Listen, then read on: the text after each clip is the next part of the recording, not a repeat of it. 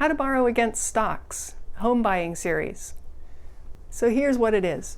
Just like a bank can lend you against the equity in your home, your brokerage firm will lend you money against the stocks, mutual funds, bonds, etc. in your stock portfolio with the stock brokerage.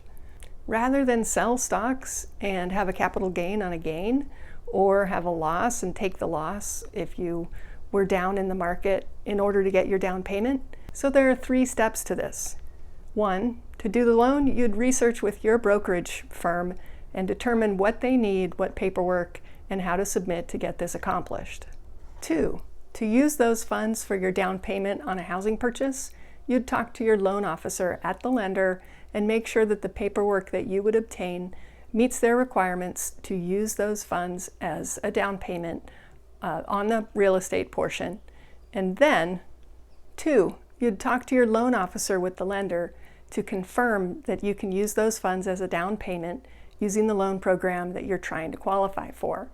Then the one caveat is if those terms that your brokerage provides to you about the loan, somehow when you hand them over to the loan officer, if there's some kind of issue with the lender as to some particular term that they have a problem with, it might cause a problem. Now that hasn't come up in the research I've done as to any particular term to look for, but again, as with anything, you have to do the research of what would apply to your particular situation.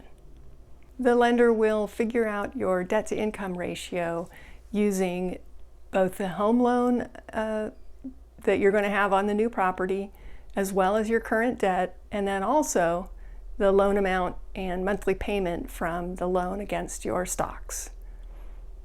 Figuring out your DTI, debt-to-income ratio, and making sure that you still qualify under the program, considering all of that debt. 3, the third step is providing all the documentation that's going to qualify you to use that loan, that's going to satisfy the lender. So that would be items such as the statement for the stock brokerage account, the terms and conditions of the loan that's being provided to you, whether it's general terms on the website or something more specific that you'll have to gather from the stock brokerage. You're going to have to check with your lender what they require. And then finally, you're going to need to document using a statement from the brokerage. Once you're really close to the end of the escrow, you're going to document those funds coming out and being ready to be put as your down payment on your home purchase. I would advise not to get the loan all set up before you're really close to the end, because it'll allow you flexibility in case there's some kind of change that needs to be made, and in case there's just a problem and you're not going to be able to do it. You don't want to have committed yourself on the one portion if the real estate purchase is not going to happen. These are just things to think through as you're considering the whole process. This leads into an issue we deal with all the time, documenting the movement of funds. Anytime there's a large deposit into your account, and read that to mean anything more than $300 or $500, because of the RICO and Patriot Act rules and laws, you have to document where that came from and show that they were your funds.